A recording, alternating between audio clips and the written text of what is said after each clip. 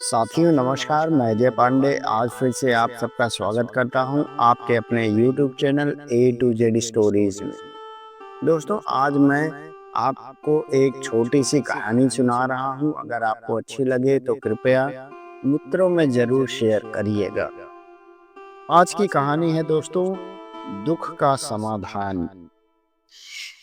रामदी रामधन जी कई वर्षों से काशी में शास्त्रों और वेदों का अध्ययन कर रहे थे।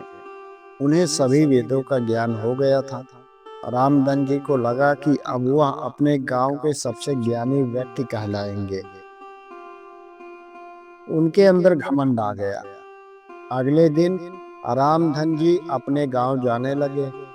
गांव में आते ही एक किसान ने उनसे पूछा, क्या आप हमें बता सकते हैं कि हमारे समाज में लोग दुखी क्यों हैं? रामधन जी ने कहा, लोगों के पास जीने के लिए पर्याप्त साधन नहीं है, इसीलिए लोग दुखी हैं। अपनी जरूरत पूरी करने के लिए धन नहीं है, इसीलिए लोग दुखी हैं। किसान ने कहा, परंतु रामधन जी, जिन लोगों के पास धन दौलत है वह लोग भी तो दुखी हैं। मेरे पास धन संपत्ति है, फिर भी मैं दुखी हूँ, ऐसा क्यों? रामधन जी को कुछ समझ नहीं आया कि वो किसान को क्या उत्तर दें। किसान ने कहा कि वह आपको अपनी सारी संपत्ति दान कर देगा अगर आप उसके दुख का कारण पता करके उसे बता देंगे तो।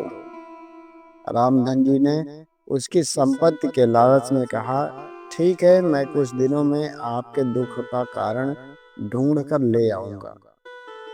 ये कहकर रामधन जी पुनः काशी चले गए। उन्होंने शास्त्रों और वेदों का फिर से अध्ययन किया, परंतु उन्हें किसान के सवाल का जवाब नहीं मिला। रामधन जी बहुत परेशान थे। वह सोच रहे थे कि अगर मैं किसान के सवाल का उत्तर नहीं दे पाया तो लाखों की संपत्ति हाथ से चली जाएगी। अचानक उनकी मुलाकात एक औरत से हुई जो रोड पर भीख मांगकर अपना गुजारा करती थी। उसने रामधन जी से कहा, रामधन जी से उनके दुख का कारण पूछा उसने। रामधन जी ने उसे सब कुछ बता दिया। उस औरत ने कहा कि वह उनको उनके सवाल का उत्तर देगी, परंतु उसके लिए उन्हें उसके साथ कुछ दिन रहना पड़ेगा। रामधन जी कुछ देर चुप रहे। वह सोच रहे थे कि इसके हाथ मैं कैसे रह सकता हूँ, इसके साथ कैसे रह सकता हूँ। अगर वह इसके साथ रहें तो उनका धर्म नष्ट हो जाएगा।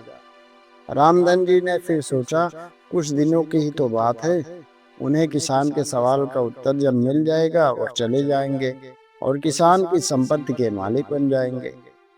रामधन जी उसके साथ रहने के लिए तैयार हो गए। कुछ दिन तक जब वह उसके साथ रहे पर सवाल का उत्तर उस औरत ने नहीं दिया।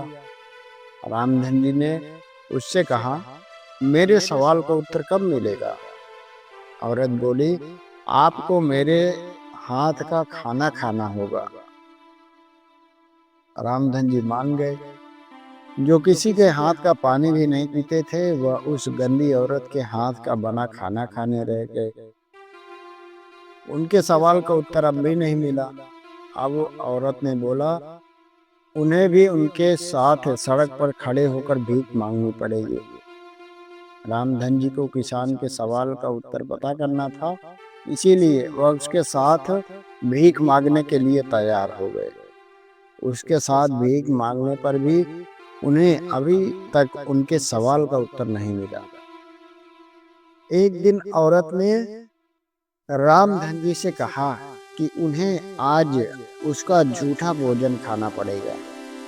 यह सुनकर रामधन जी को गुस्सा आया और वह उस औरत पर चिल्लाए और बोले, तुम मुझे मेरे सवाल का उत्तर दे सकती हो तो बताओ, नहीं दे सकती हो तो वो भी बताओ, मैं जाकर कहीं और ढूंढूंगा। वह औरत मुस्कुराई और बोली, रामधन जी, यही तो आपके सवाल का उत्तर है। यहाँ आने से पहले आप किसी के हाथ का पानी भी नहीं पीते थे। मेरे जैसे औरत को तो आप देखना भी पसंद नहीं करते थे, परंतु किसान की संपत्ति के लालच में आप मेरे साथ रहने के लिए भी तैयार हो गए।